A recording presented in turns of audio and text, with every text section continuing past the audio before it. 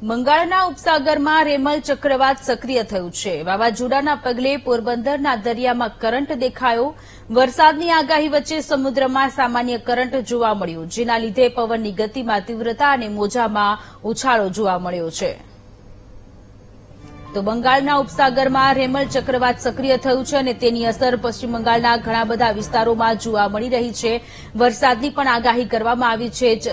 રેમલ ચક્રવાત સક્રિય થતા પોરબંદરના દરિયામાં કરંટ જોવા મળ્યો છે। તેની અસર ગુજરાતના દરિયા કિનારામાં પણ જોવા મળી રહી છે। કરંટ જોવા મળ્યો, માછીમારોને દરિયો ન ખેડવા માટેના સલાહ સૂચનો પણ પોરબંદરમાં આપી દેવામાં આવ્યા છે।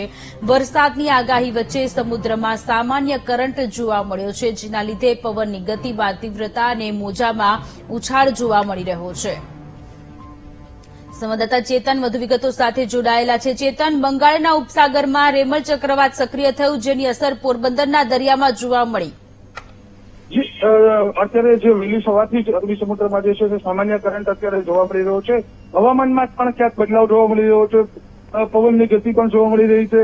ક્યાંક વધુ દિવસોના સમયમાં જ અરબી સમુદ્રના અંદર સૌથી વધુ રહી છે। જી આભાર તમામ વિગતો માટે।